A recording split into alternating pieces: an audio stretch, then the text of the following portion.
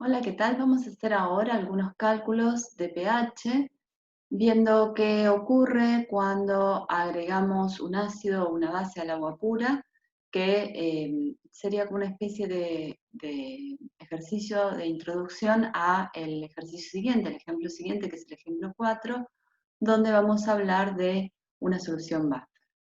Les muestro entonces, para empezar, el ejemplo 3, que elegí este enunciado. Dice: calcular el pH al agregar 300 mililitros de agua pura, suponiendo o asumiendo que el pH es 7, y en un primer inciso a esos 300 mililitros de agua le vamos a agregar 10 mililitros de ácido clorhídrico, 0,5 molar, y en un segundo inciso a los 300 mililitros de agua le vamos a agregar 10 mililitros de hidróxido de sodio. Bueno, lo primero que vamos a hacer entonces es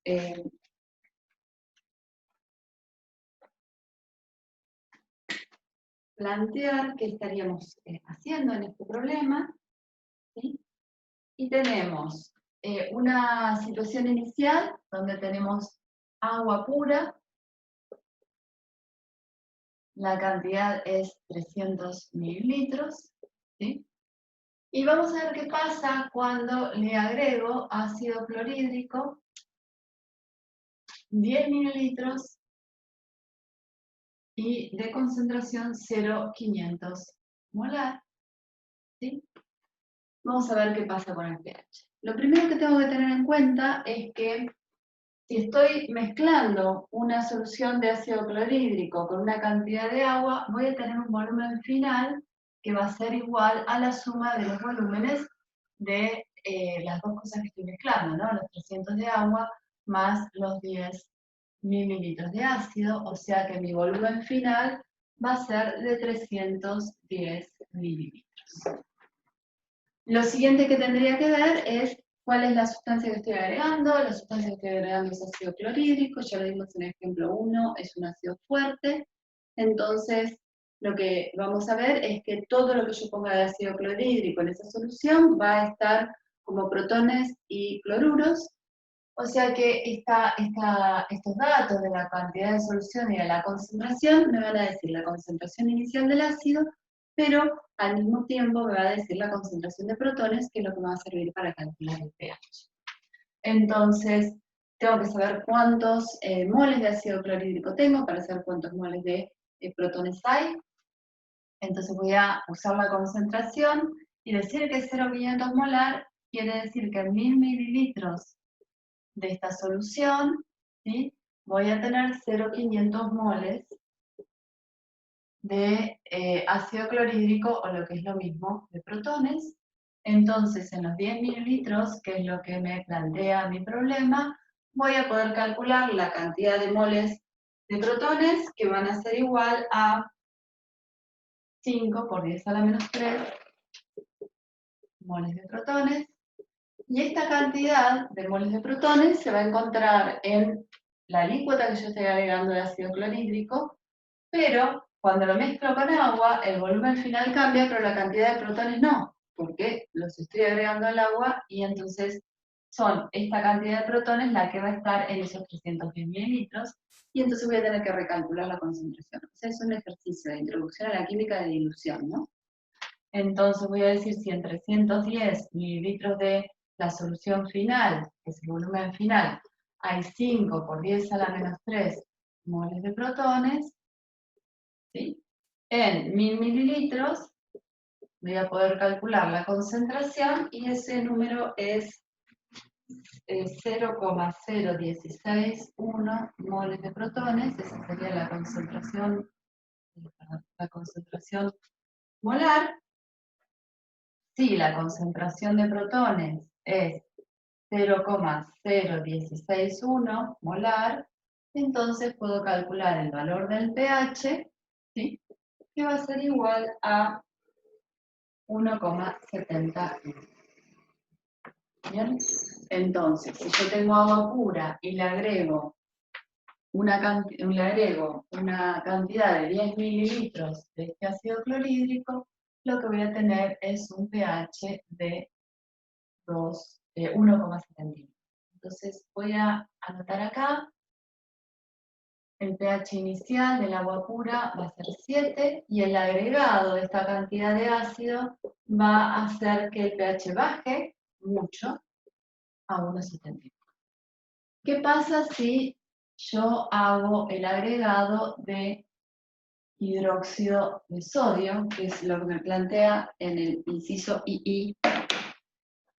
Es la misma cantidad de hidróxido, de la misma concentración, ¿sí? Y quiero ver qué va a pasar con el pH. Como estoy agregando una base, lo lógico es que el pH sea un valor mayor que 7. Entonces, el volumen final va a ser el mismo, en los 1000 mililitros tengo la misma cantidad de moles, pero ahora, en lugar de hablar de protones, vamos a hablar de oxidrilos, porque estamos haciendo una dilución de una base fuerte, que es el hidróxido de sodio, ¿sí? En 310 voy a tener esos moles de oxidrilos, entonces para 1000 voy a poder calcular la concentración de oxidrilos, ¿sí? Y la diferencia va a ser que esa concentración de oxidrilos no me va a llevar directamente al valor del pH, porque esta es la concentración de oxidrilos, y entonces voy a poder calcular de manera directa el pOH, que va a ser menos el logaritmo de la concentración de oxidrilos, ¿sí? Cuando hagan esa cuenta, van a ver que les da que el pOH es 1,79 y puedo calcular el pH a partir de ese valor, haciendo 14 menos pOH, y llega un valor de pH de 12,21. El pH me da 12,21. Esos valores son correctos, son razonables, son los esperados por lo que yo conozco de química, porque estoy agregando un ácido fuerte, ¿sí? Y tengo un valor de pH que es menor que 7, y cuando agrego una base fuerte, obtengo una solución que es un valor de pH que es mayor que 7. Y 7 sería el valor que corresponde al agua pura, ¿sí? El agua que no tiene ningún tipo de agregado o impureza. Y con eso resolvemos el ejemplo 3. ¿Por qué les decía que este es un ejercicio introductorio? Porque en realidad lo que me interesa a mí es que miren el ejercicio 4. En el ejercicio 4 vamos a partir de una solución que es una solución buffer. Es un buffer que está formado por 100 mililitros de acetato de sodio 0,5 molar y 200 mililitros de ácido acético 0,25 molar. Me dan el valor que corresponde a la constante ácida, que es la que va a dominar este equilibrio entre las dos especies y que le va a dar esas capacidades, esa posibilidad de ser una solución buffer. Y voy a calcular primero el pH de la solución original, o sea, el pH de ese buffer, y después voy a hacer lo mismo que hice en el ejercicio anterior, agregar 10 mililitros de ácido clorhídrico 0,500 molar o 10 mililitros de hidróxido de sodio 0,500 molar, pero esta vez en lugar de, en el ejemplo 3, yo hice los agregados sobre agua pura, que estaban a pH 7, ahora voy a hacer los agregados sobre esta solución buffer, y lo primero que voy a hacer es calcular qué pH tiene y después qué pasa cuando yo agrego estas dos sustancias, estas dos especies químicas. Bien, entonces primero voy a borrar un poquito el pizarrón para poder resolver el ejercicio acá. Pero voy a dejar esa parte porque me sirve para saber qué pasa con el agua y después los vamos a comparar. Tablita, sí, nos queda esta idea. Bien. En el ejercicio 4, en el ejemplo 4, lo que me dicen es que preparo esa solución buffer. Para preparar la solución buffer, mezclo 100 mililitros de acetato de sodio de concentración 0,500 molar con 200 mililitros de ácido acético, ¿sí? De concentración 0,250 molar. ¿Qué va a pasar cuando yo haga esto? Lo primero que tengo que ver es que el volumen final va a ser igual a la suma del volumen de las dos soluciones que estoy mezclando. 100 más 200, el volumen final va a ser 300 mililitros, ¿sí? Y lo siguiente que voy a ver es que el acetato de sodio es una sal. Y por lo tanto, lo primero que va a ocurrir es que se va a disociar para darme sodio más y acetato que va a estar con carga negativa. Y el ácido acético es un ácido, pero un ácido débil. Eso quiere decir que está involucrado en un equilibrio, y en ese equilibrio que está involucrado, justamente su base conjugada es el acetato que está aportando la sal. O sea que el equilibrio que yo voy a ver, que es la disociación del ácido acético, ¿sí? Va a tener el acetato como anión y protones, ¿sí? O sea que con los 200 mililitros de ácido acético estoy aportando esta especie, pero como estoy agregando también la sal, acetato de sodio, también estoy agregando esta especie. O sea que estoy preparando una mezcla donde estoy poniendo cantidades que ahora vamos a ver que son del mismo orden, muy parecidas, de las dos especies que participan en este equilibrio. ¿Qué pasa con esta constante de equilibrio? Esta constante de equilibrio se va a escribir como siempre, como la concentración de acetato por la concentración de protones dividida la concentración de ácido acético. Acá hay una diferencia muy grande respecto de lo que es una solución de un ácido débil solo, lo que hicimos en el ejemplo 1, donde decíamos, bueno, pongo una cantidad inicial de este, menos x, xx y despejaba directamente.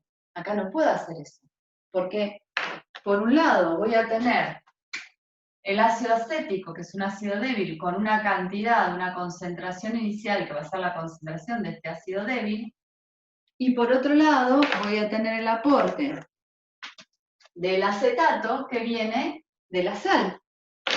O sea que acá voy a tener una cantidad inicial de acetato que va a venir de la sal, ¿sí? Y estoy poniendo cantidades arbitrarias de los dos. O sea que no puedo pensar que se forma igual cantidad de acetato y de protones, porque no es que tengo un ácido que se disocia, sino que estoy haciendo una mezcla donde pongo cantidades que me pintaron a mí, así, una cantidad arbitraria de ácido, una cantidad arbitraria de la base conjugada, y entonces no tengo forma de expresar eso como X.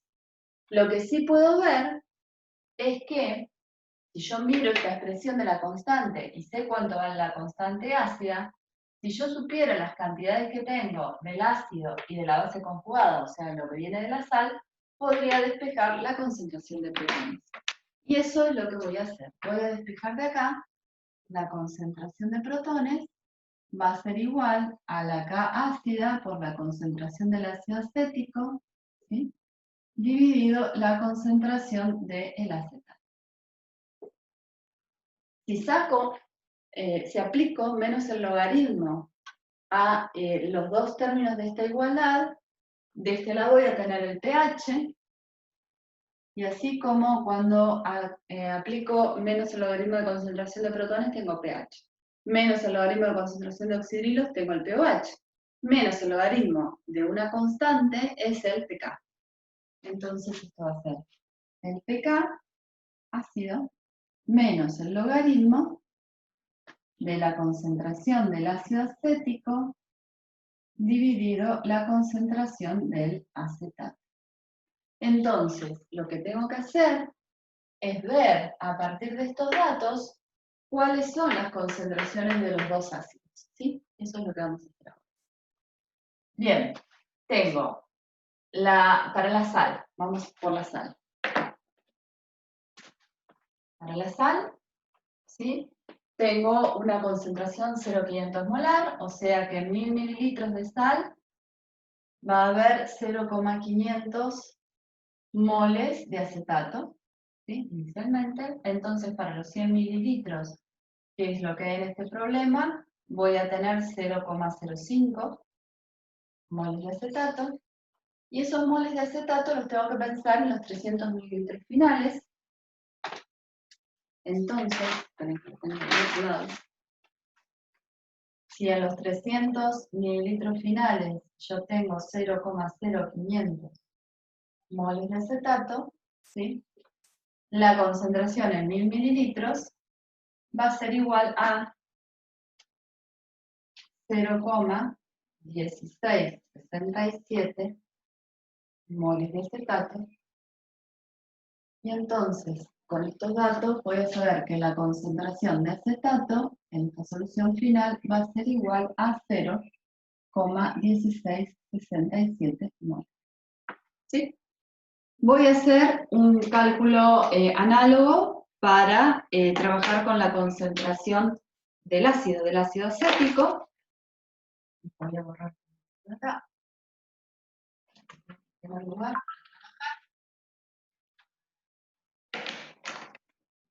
Para el ácido acético tengo una concentración de 0,250, o sea que en 1000 mililitros de ácido acético, de esa solución, hay 0,250 moles de ácido acético. ¿Sí? Entonces, en los 200 mililitros que yo estoy agregando, voy a tener 0,050 moles de ácido acético. Si esos moles por la dilución están en 300 mililitros, ¿sí? Puedo calcular la concentración molar en la solución final, en la mezcla, y va a ser igual a 0,1667 moles. O sea que la concentración de ácido acético va a ser igual a 0,1667 molar. ¿Sí? ¿Qué quiere decir eso? Vamos a mirar la ecuación. Cuando yo planteo esta ecuación, el pH me queda igual al pK menos el logaritmo del cociente de las dos concentraciones. Si una de las especies fuera muy grande, la concentración de una de las especies fuera muy grande respecto de la otra, no podría pensar que quedan esas cantidades iniciales.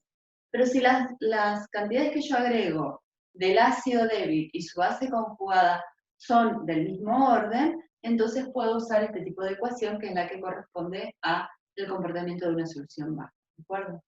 En este caso en particular, fíjense lo que nos pasó. Las concentraciones de las dos especies que están en equilibrio son iguales. Entonces, si yo miro esta expresión, la concentración del ácido y la concentración del acetato son iguales, este cociente me va a quedar igual a 1. Cuando calcule el logaritmo de 1, lo que va a ocurrir es que va a ser igual a 0. O sea que el pH me va a quedar directamente igual al pK.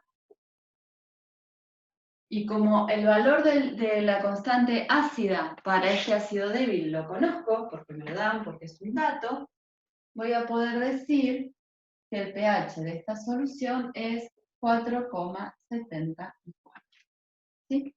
Y con eso respondemos la primera parte de este ejercicio. Lo que voy a hacer es borrar un poquito. Acá. ¿Sí?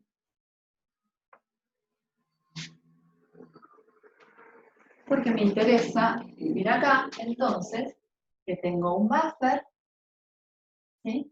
Que es un buffer de ácido acético acetato, ¿sí? Y el pH de este buffer es 4,74. Y ahora lo que voy a ver es qué pasa con este buffer cuando agrego ácido clorhídrico, que voy a agregar 10 mililitros, 0,500 molar, o cuando agrego hidróxido de sodio, que voy a agregar también 10 mililitros, 0,500 molar. ¿Qué va a pasar con el pH acá? ¿Qué va a pasar con el pH acá? ¿Qué es lo que me dice mi intuición química? Si yo agrego un ácido, el pH debería de disminuir. Si yo agrego una base, el pH debería de aumentar. Pero ya no voy a estar pensando, como en este caso, que el pH va a ser menor que 7 o mayor que 7, porque esto era válido si mi solución inicialmente tenía un pH de 7. Si yo pensaba agua pura y lo único que le agrego es ácido, bien. Agua pura y lo único que le agrego es una base fuerte, el alcalino. Ahora, si yo tengo un buffer con determinado pH inicial, 4,74, lo que voy a ver con un agregado de ácido es que ese pH va a disminuir. Y lo que voy a ver con un agregado de base es que ese pH va a aumentar. Pero si el buffer está funcionando correctamente, la capacidad amortiguadora o justamente la gracia o la idea de usar un buffer es que, si bien va a haber una disminución o un aumento del pH por el agregado del ácido o de la base, no van a ser variaciones tan importantes o tan extremas como en el caso de trabajar con agua pura. Justamente para eso se usan las soluciones buffer, para que pequeños agregados de ácido de base no modifiquen tanto el valor del pH de esa solución. Entonces vamos a ver con cuentas, a ver cómo nos da este ejercicio.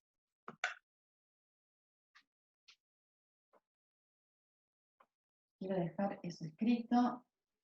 Esperen que lo voy a escribir acá. Otra cosa. El pH es igual al pK ácido menos el logaritmo de la concentración del ácido dividido la concentración del acetato. Esta ecuación tiene el nombre, tiene los apellidos. Yo le llamo la ecuación HH, nunca me los acuerdo bien. Pero no hay problema, porque como sé escribir la ecuación y entiendo cómo lo hago, todas las veces que la voy a usar, la vuelvo a deducir, porque si no siempre tengo dudas, que si era menos, si era más, si está arriba, si el otro abajo. Listo, escribo la ecuación y hago lo que les mostré recién, y con eso estoy segura de que estoy trabajando correctamente. Les quiero hacer una salvedad. Nosotros recalculamos la concentración de las dos especies según el volumen final, y eso es correcto. Pero si ustedes revisan esas cuentas, van a ver que para calcular la concentración del ácido acético y para calcular la concentración del acetato, en los dos casos hicimos las mismas cuentas, con los mismos factores de dilución. Entonces, si nosotros en lugar de resolver las concentraciones pusiéramos la expresión para cada una de esas dos concentraciones, van a ver que lo que corresponde a la dilución se cancela en el término de arriba y en el término de abajo. Pruébenlo, van a ver que funciona. Igual, si lo quieren hacer, lo pueden hacer. Si lo hacen bien, en ambos casos debería de darles lo mismo, ¿sí? En un caso, en el primer caso es como que uno va sobre todos los caminitos de reglas de tres que aprendimos a hacer en la introducción a la química, y en el segundo caso tomo un atajo, hago menos cuentas, pero llego al mismo resultado. Eso se los dejo como tarea. Revísenlo ustedes, convéncense ustedes de que es lo mismo hacerlo de las dos maneras y elijan el camino que les resulte mejor. Eso es una cuestión de cada uno. Bien. ¿Qué pasa cuando yo agrego el ácido clorhídrico? El ácido clorhídrico es un ácido fuerte, vimos en el ejemplo 1, inciso A, que se disocia completamente, o sea que la cantidad de protones que yo estoy agregando se corresponde directamente, perdón, la cantidad de ácido que yo estoy agregando se corresponde directamente a la cantidad de protones. Lo que es importante acá es pensar que ahora, cuando yo agrego los protones, me voy a encontrar con el buffer. Y eso quiere decir que voy a tener la posibilidad de encontrarme con el ácido acético y con el acetato. ¿Qué va a pasar con el agregado de protones? El agregado de protones va a reaccionar o va a interactuar con el acetato. Entonces, los protones que yo agregue, cuando yo agregue protones a una solución buffer de ácido acético acetato, van a reaccionar con el acetato para dar ácido acético. Fíjense que esto es como si fuera la ecuación inversa a la disociación del ácido, ¿sí?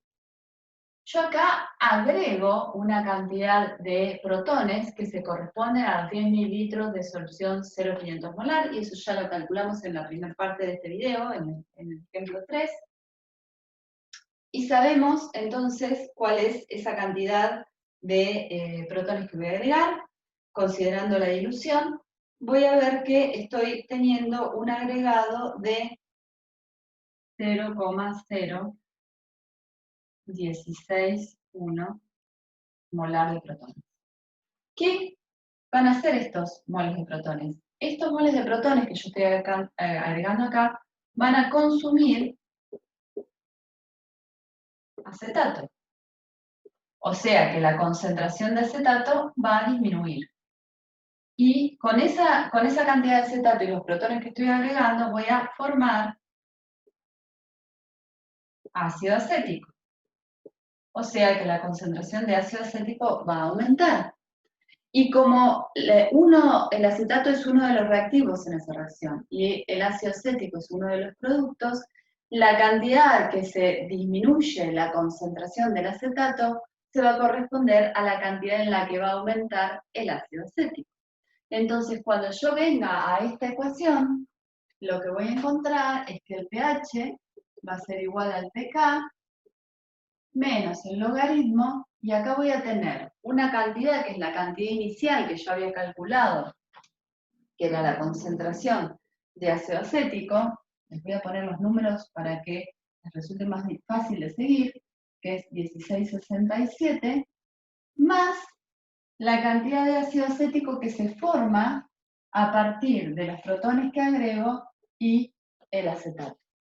Y en el denominador voy a tener una cantidad inicial de acetato, que en este caso es la misma, sí que hemos calculado que las dos cantidades cuando forman el buffer eran la misma, menos esa misma cantidad. ¿Sí? O sea, la cantidad de protones que yo agrego a esta solución buffer hacen que se consuman una cantidad de acetatos y se forme la misma cantidad de ácido acético. Por eso lo sumo como ácido acético y lo resto para la concentración de acetato. Miren qué pasa con este número ahora. El numerador es más grande que el denominador, o sea que eso va a hacer que este número sea mayor que 1.